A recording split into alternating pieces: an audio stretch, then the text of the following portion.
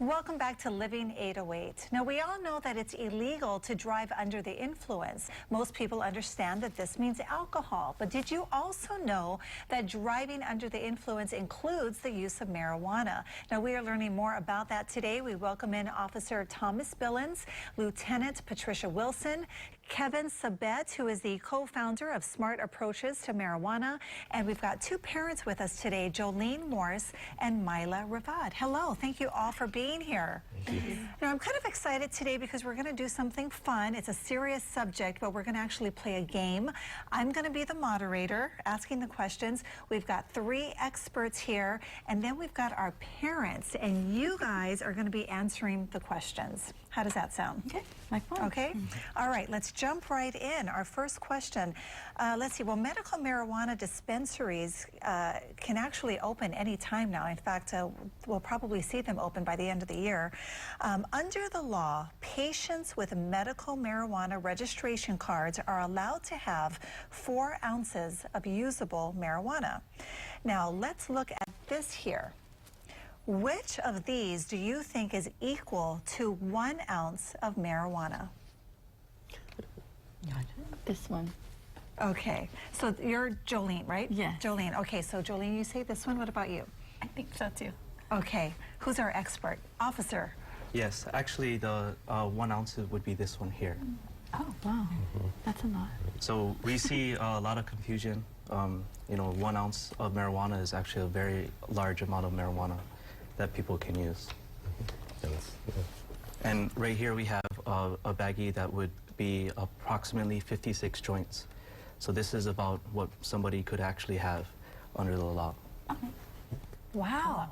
It's a lot. Are you surprised by that? Yeah. Yes. Yeah, because like you, I'm a parent too. I would have gone for the smallest bag. Right. But 1 ounce, and they're allowed to have 4 ounces. Yes, so technically 4 of these bags. Okay. All right. Interesting. Okay, question number 2. Which of these, let's see, we're looking at tray number 2, which of these can be used to ingest marijuana? So Myla, why don't we start with you? Well, this one for sure. But I think this stuff too. Okay, what about you, Jolene? Ingest it. Like eat it? Yeah, use it. Oh, can this one? This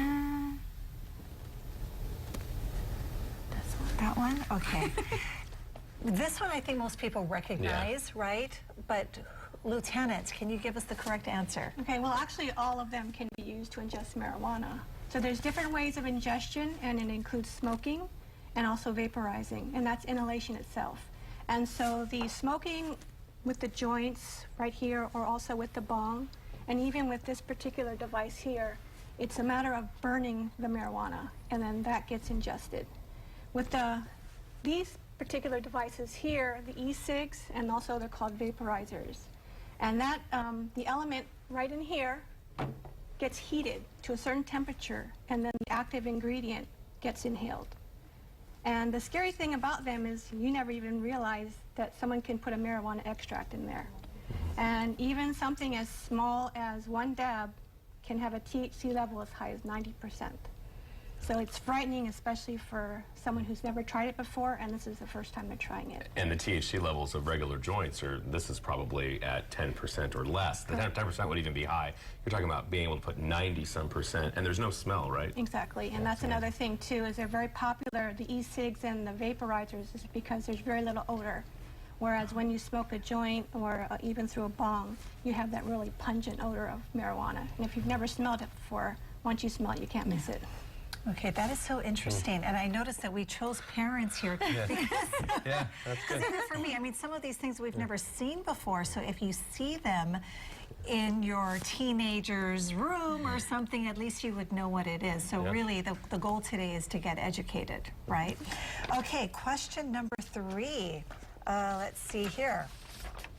I'm glad I'm the moderator answering the questions. Question number 3, marijuana edibles are not legal in Hawaii yet, but it is a concern in the states that have legalized them. Now, one reason is because people aren't always aware of the serving sizes and the amount of marijuana in them. So parents, can you look at this tray number 3? Can you point out which items on this tray do you think has marijuana in them? I think maybe the lollipop and this. Okay. How about you, Mila? Oh, yeah, the lollipop, that too. And is that like a gummy bear? I don't know what that is. But it looks like candy, Yeah. right? Everything here looks like candy. But you can soak it in gummy bears. So. What do you, okay, who's our expert for this Well, one? you know, the interesting thing is it's kind of a trick question because it's true that, you know, the yellow and then actually the corner, they don't have marijuana in them, and these three items do. And this is actually a chewable, like a Tootsie Roll that you just punch out of there. But it's sort of a trick question because any of them could actually have it, and you don't know it. They look exactly the same. There are plenty of edibles in states that have even medical marijuana, not just recreational, that look like that. And that's the scary part is it's lying around the house and your kid, you don't even know which one has marijuana and which one doesn't. It's not a joint, which a lot of parents are used to, you know, seeing. Yeah. Okay, that totally scares me because Yeah. I did not realize that lollipop has marijuana in it. Absolutely. We're almost out of time, but I'm sure that some of our viewers are saying, oh, they're overreacting Yeah. about marijuana. Yeah. Alcohol, you know, we've seen research shows that impaired driving, you know, that can cause accidents Right. and death.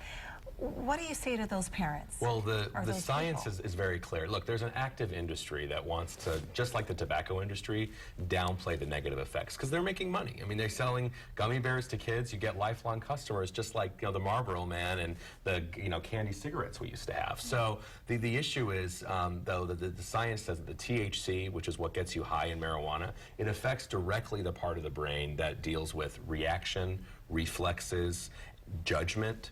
And so actually marijuana, the best research says it at least doubles the risk of a car crash. Some research says even more than that. When you combine it with alcohol, which is usually what happens, it's not someone is choosing one or the other, use both, it's even worse than driving alcohol alone, you know, drunk driving alone. It's a huge concern. In Colorado, they've seen a massive increase in fatal car crashes where recent marijuana use was the culprit. Okay, very, very scary, but it's something that we have to educate ourselves Yeah, with absolutely. and talk about. Thank you all very, very much. Whew, okay, driving under having the us. influence. Yeah. It includes prescription drugs, Oh, absolutely. alcohol, and marijuana. Absolutely.